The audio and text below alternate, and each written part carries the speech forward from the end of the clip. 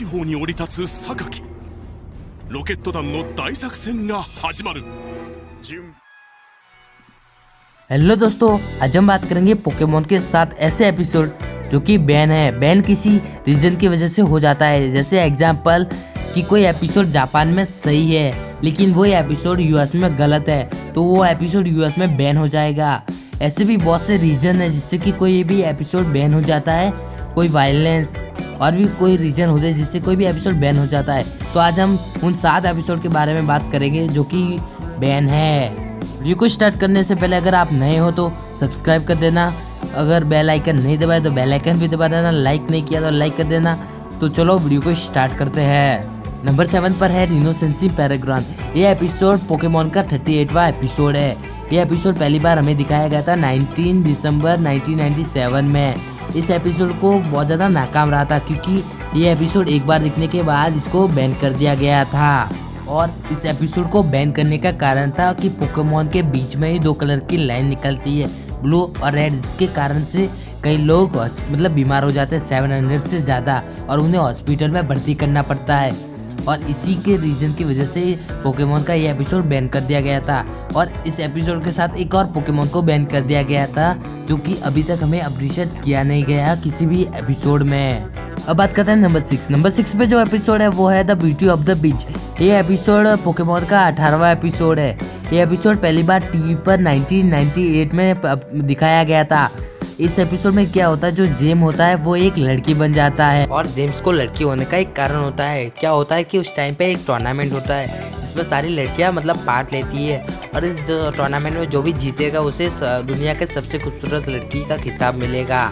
और इसी के कारण बस टीम रॉकेट भी इसमें हिस्सा लेती है, जिसके कारण से जेम्स एक लड़की बन जाता है। और इसी के कारण बस एशिया के बाहर इस एपिसोड को बैन कर दिया जाता है। और इससे बैन करने का जो रीज़न होता है वो होता है कि ये पोकेमोन को ज़्यादातर बच्चे देखते हैं और ये बच्चों के लिए एपिसोड सही नहीं था क्योंकि इसमें वायलेंस भी था और कुछ जो सेक्सुअल चीज़ भी थी, जिसके कारण से इसे एशिया के बाहर बैन कर दिया जाता है। और ये 3 साल बाद फिर से आता है, थोड़े कट होने के बाद वो जो सीन जो सेक्सुअल सीन थे उनको काटने के बाद इस एपिसोड को फिर से टीवी पर दिखाया जाता है। जो एपिसोड नंबर 5 पर आता है वो है द लेजेंड ऑफ डेरेटिनी। ये एपिसोड पोकेमोन का 35वां एपिसोड है और ये एपिसोड पहली बार टीवी पर 1997 में पहली बार दिखाया गया था। और इस एपिसोड को बैन करने का जो कारण है वो है इस एपिसोड में यूज की गन, क्योंकि गन बच्चों के लिए सही नहीं होती, जो कि इस रीजन की वजह से इस एपिसोड को बैन भी किया गया था। और इस एपिसोड में एस के ऊपर भी गन डाली गई थी, इस कारण से इस एपिसोड को बैन कर दिया गया था। नंबर 5 पे जो एपिसोड आता है वो है the team rocket versus team plasma. ये एपिसोड टीवी पर कभी दिखाया ही नहीं गया क्योंकि इस एपिसोड को कि जापान में टेलीकास्ट कर रहे थे, लेकिन इसको आगे बढ़ा दिया गया। इसका रीज़न था क्योंकि भूकंप, चक्रवात और टेररिज्म अटैक इस एपिसोड में बहुत ज़्यादा दिखाए गए हैं। इस कारण की वजह से एपिसोड को बैन भी कर दिया गया और कि इस एपिसोड को कभी दिखाया ही नहीं गया। और अभी भी बोल रहे लोग कि इसको एपिसोड कभी दिखाएंगे। तो क्या लगता है इस एपिसोड को आगे दिखाया जाएगा या नहीं दिखाएगा, तो आप कमेंट करके बता देना। जो एपिसोड नंबर 4 पर आता है वो है द आइस केव। ये एपिसोड पोकेमोन का 250वां एपिसोड है और ये एपिसोड सिर्फ जापान में दिखाया गया था क्योंकि जो इस एपिसोड का जो मेन जो कैरेक्टर होता है वो किसी अमेरिकन जाति को प्रेजेंट करती है, इसके कारण से इसे सिर्फ जापान में दिखाया गया था और किसी और कंट्री में नहीं दिखाया गया था। और इस एपिसोड को काट भी नहीं सकते था क्योंकि जो इस एपिसोड की रीजन था बैन होने का वो इस एपिसोड का मेन कैरेक्टर का। और अगर मेन कैरेक्टर के ही जो सीन काट दिए जाएंगे तो एपिसोड पूरा ही ख़त्म हो जाएगा। और इसी रीजन की वजह से इस एपिसोड को फिर कभी दिखाया ही नहीं गया।